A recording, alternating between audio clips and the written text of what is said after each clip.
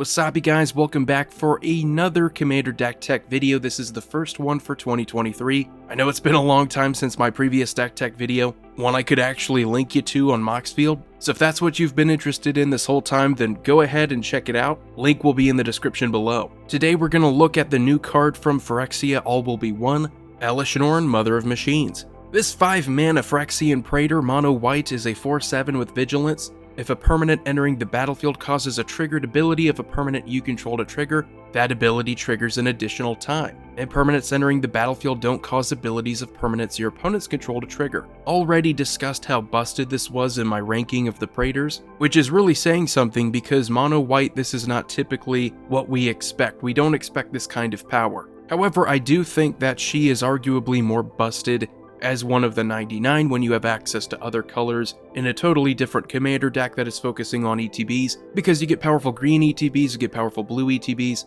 Here you are limited to mono white if you want to build around her as a commander, and I like doing that for mono white commanders. Mono white in a lot of ways just nerfs what other colors can do better, but this time around with Elesh Norn and mono white, you're taking a nerf gun and finding out how to make it lethal. So starting it off here, let's look at some of the lands, the least interesting part of the deck. I've got 32 plains, I've got an Ancient Tomb, I've got the card from about this time last year, a Ganjo, Seat of the Empire. It comes into play untapped, there's really no reason not to play it in white. We have Emeria the Sky Ruin, which has always been a pretty good card if you are playing mono white, gives you some late game value. We have War Room, which is another great card to play in monocolored decks. And Nykthos, Shrine to Nyx is a staple in any kind of deck where you're playing monocolored and you're likely going to have a lot of devotion to that one color. Artifact ramp, believe it or not, we don't have to go overboard, so I just play things like Soul Ring, Arcane Signet, Felwar Stone. Those are pretty standard. You want a 1-drop mana rock, you want a 2-drop mana rock. You don't want to go too much above that. Marble Diamond and Mind Stone just to give us some extra 2-drop ramp. Pearl Medallion to make our white spells cheaper, again we're mono white. That's going to be mostly beneficial. And although it's also not a ramp card, Archaeomancer's Map is going to be pretty awesome with Elesh Norn. When it enters, we search our library for up to 2 basic playing cards. That's going to be up to 4 if we have our Elesh Norn out there.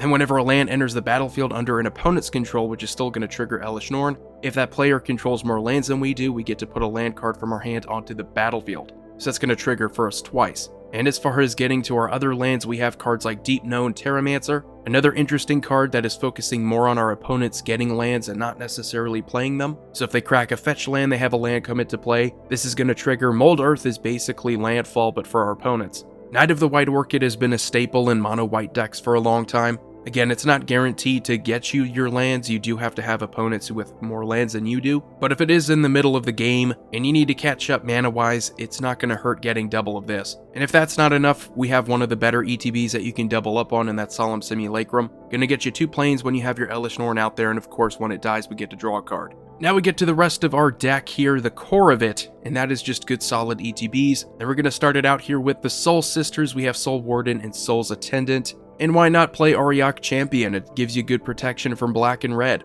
It's by no means a core strategy of the deck. Just having these out there though, every time a creature enters, whether it's your creatures, your opponent's creatures, you're going to get double the life gain. And you don't even have to synergize with that at all, just sit on that massive cushion. Probably the one card you would want to play if you like the Soul Sisters is Suture Priest, because this is going to trigger when creatures enter the battlefield under your opponent's control as well, which our Elesh Norn is going to give us an additional trigger for that as well. So double life gain, double life loss for them. We have some creatures that are going to be helping us flicker. So Charming Prince I think is great because you're not really forced into doing that if you don't want to. You could scry 2 or you could gain 3 life and do either of those twice. We of course have Flicker Wisp, which is an amazing ETB. Yes, both of these are going to flicker and then bring creatures back at the beginning of the next end step, so they're not that combo friendly. But if we're just being practical and wanting to get value out of our creatures that are already on the field and getting their ETBs again, they're still going to be solid.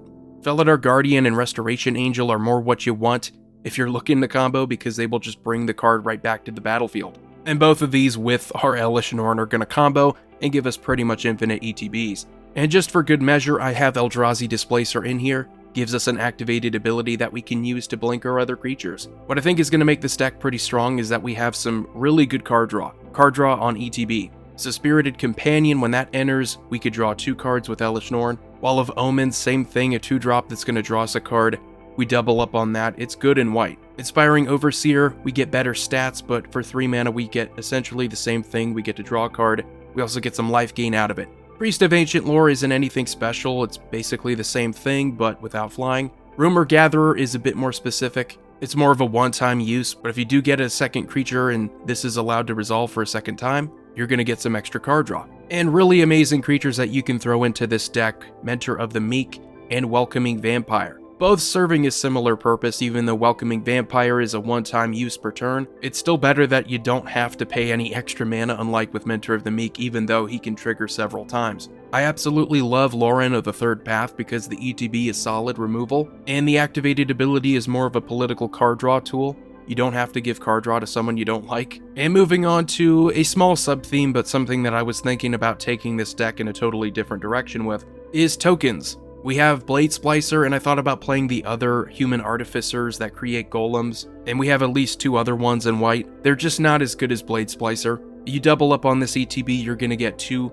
3/3s, and you're going to give them first strike with this creature. So those are really solid tokens, even if they don't get the first strike. Preston the Vanisher is really cool because it's not just about the tokens, it's about getting copies of really good abilities. We're going to get additional triggers for this, and we're going to get more tokens of non-token creatures. I really like Knight Captain of Eos. I don't know why people don't play him as often as they used to, but doubling up on that ETB is going to give us more soldiers to sacrifice and prevent combat damage. So a very good wall, a very good protective card. And what's going to be really strong in this strategy is removal, being able to double up on good removal on ETBs. We just talked about Lauren having a pretty good one, but we also have Skyclave Apparition. When it enters the battlefield, we can exile up to 1 target non-land, non-token permanent we don't control with converted mana cost 4 or less, which is a lot of cards to choose from. It does leave and they get some illusions for their trouble, but it's much more valuable to get rid of what's really a threat on the field. Cavalier of Dawn is a very underrated card, I think, in mono white. Getting a good ETB and getting a good death trigger is what's going to help us stay in the game. Hitting any non-land permanent, giving them a 3/3 golem in return, that is a trade I will make all day long.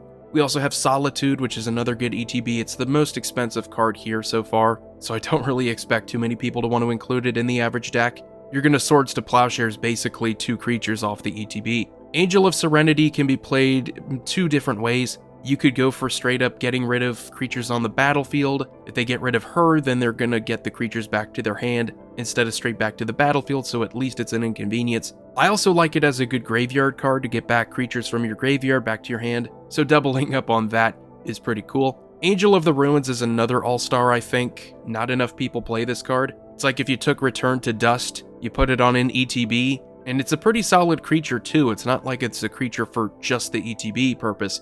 A 5/7 flyer is solid.